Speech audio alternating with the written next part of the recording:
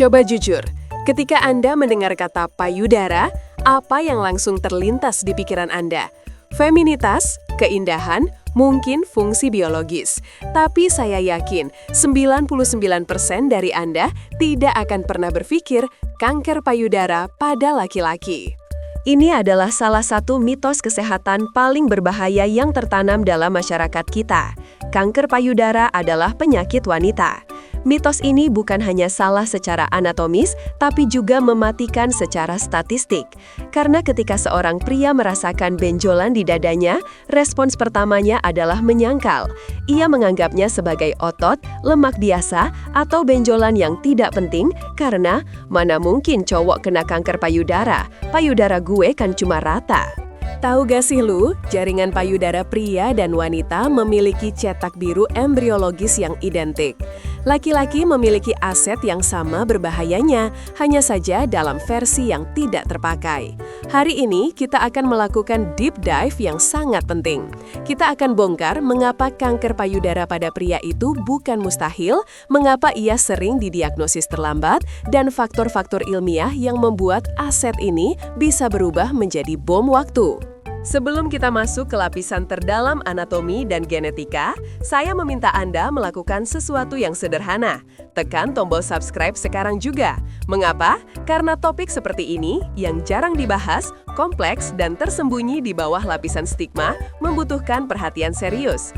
Dukungan Anda memastikan kami bisa terus menggali fakta-fakta kesehatan yang mungkin menyelamatkan hidup Anda atau orang di sekitar Anda.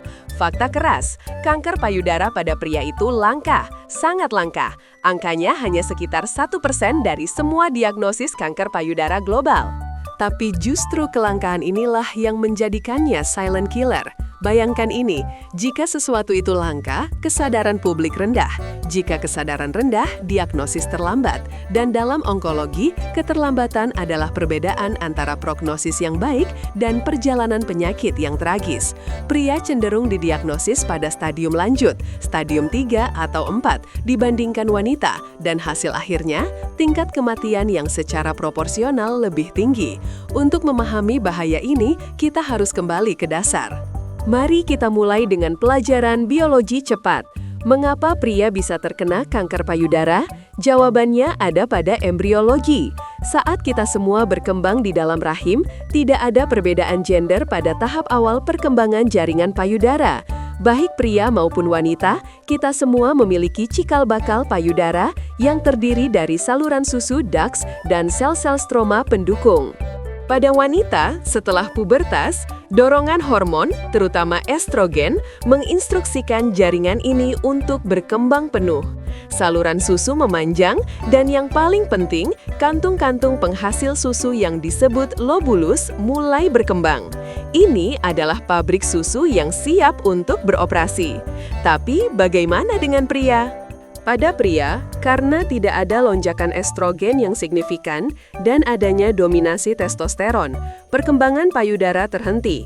Lobulus, pabrik penghasil susu, tidak pernah terbentuk atau tetap sangat rudimenter. Mari kita gunakan analogi pabrik. Payudara wanita adalah pabrik yang berfungsi penuh, lengkap dengan lantai produksi, lobulus, dan sistem perpipaan, ducts. Payudara pria adalah kerangka pabrik yang sama. Lantai produksi, lobulus, tidak ada, tapi perpipaan, ducts, itu ada. Dan inilah inti masalahnya. Kanker payudara secara statistik lebih sering dimulai di ducts, saluran susu, dibandingkan di lobulus. Ini disebut invasive ductal carcinoma (IDC). Karena pria memiliki saluran susu, pria memiliki sel-sel yang sama yang rentan terhadap mutasi genetik dan pertumbuhan tidak terkontrol.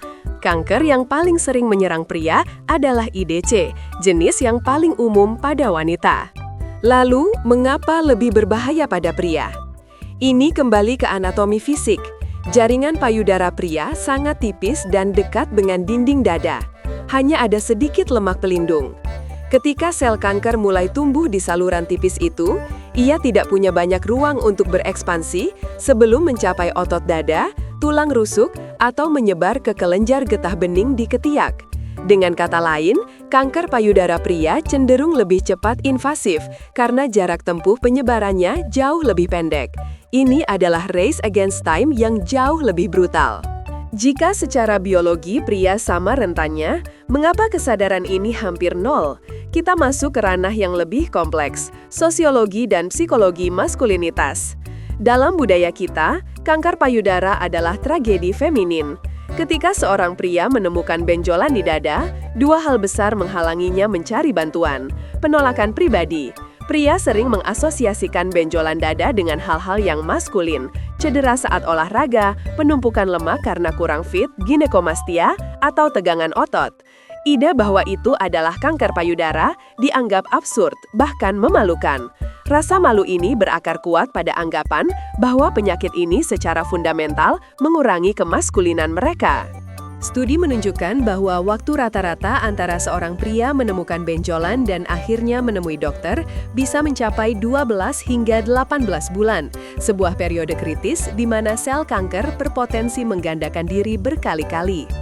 Contoh sejarah, kasus kanker payudara pria telah didokumentasikan sejak zaman dahulu. Salah satu deskripsi paling awal yang diakui secara medis berasal dari dokter Yunani kuno, Galen, pada abad kedua Masehi. Namun, dalam narasi medis modern, ia sering terlupakan. Gejala utama yang harus diwaspadai adalah benjolan keras tanpa rasa sakit, inversi puting, puting tertarik ke dalam, keluarnya cairan dari puting, terutama darah, dan perubahan kulit di sekitar dada, kulit berlesung atau merah. Ini adalah sinyal darurat terlepas dari jenis kelamin. Mengapa seorang pria secara spesifik mendapatkan mutasi yang menyebabkan kanker payudara? Kita harus melihat lebih jauh dari sekedar anatomi. Ada 3 pilar utama pendorong resiko: genetika, hormon, dan lingkungan. Ketika membahas kanker payudara genetik, kita pasti menyebut gen BRCA1 dan BRCA2. Untuk pria, mutasi pada BRCA2 adalah perhatian utama. Pria dengan mutasi BRCA2 memiliki resiko seumur hidup sekitar 6 hingga 8% untuk terkena kanker payudara, yang jauh lebih tinggi daripada resiko populasi umum. Lebih buruk lagi, mutasi BRCA2 tidak hanya meningkatkan resiko kanker payudara, tapi juga kanker agresif lainnya pada pria, seperti kanker prostat, pankreas, dan melanoma. Kondisi genetik langka seperti sindrom Klinefelter 47XXY. Pria dengan Klinefelter memiliki kromosom X ekstra, menyebabkan mereka menghasilkan lebih sedikit testosteron dan lebih banyak estrogen. Resiko kanker payudara mereka bisa mencapai 20 hingga 50 kali lipat lebih tinggi daripada populasi pria normal. Meskipun testosteron mendominasi tubuh pria, estrogen tetap ada dan memainkan peran penting dalam banyak fungsi tubuh. Peningkatan estrogen pada pria dapat memicu pertumbuhan sel yang tidak normal. Ini bisa terjadi karena 1. Obesitas. Sel lemak, adiposit, mengubah testosteron menjadi estrogen. 2. Masalah hati. Sirosis hati dapat mengurangi kemampuan tubuh untuk memetabolisme estrogen. Terakhir, ada faktor lingkungan. Paparan radiasi dosis tinggi ke dada, terapi hormon untuk kanker prostat, dan paparan kimia tertentu juga berkorelasi dengan peningkatan risiko kanker payudara pria.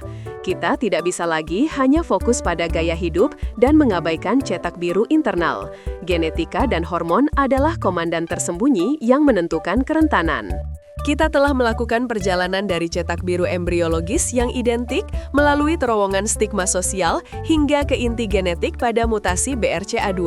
Pesan kunci yang harus Anda bawa pulang, tahu gak sih lu, adalah ini. Payudara, terlepas dari ukuran atau fungsinya, adalah jaringan yang rentan. Kanker payudara pria adalah anomali yang mematikan, bukan karena biologi mereka berbeda, melainkan kesadaran kita yang tertinggal. Panggilan aksi untuk semua pria: 1.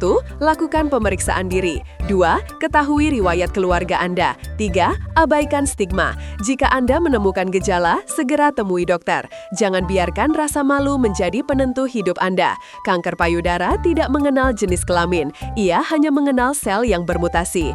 Jika Anda merasa informasi ini mencerahkan dan penting, jangan hanya menyimpannya untuk diri sendiri. Bagikan video ini. Lawan mitos itu. Karena pengetahuan adalah pencegahan dini yang paling kuat. Tekan like, tinggalkan komentar di bawah apa pandangan Anda tentang stigma maskulinitas dalam isu kesehatan, dan pastikan Anda sudah subscribe ke Tahu Gak Sih Lu untuk mendalami mitos dan fakta kesehatan lain yang sering terlewatkan. Sampai jumpa di episode berikutnya dan tetap waspada.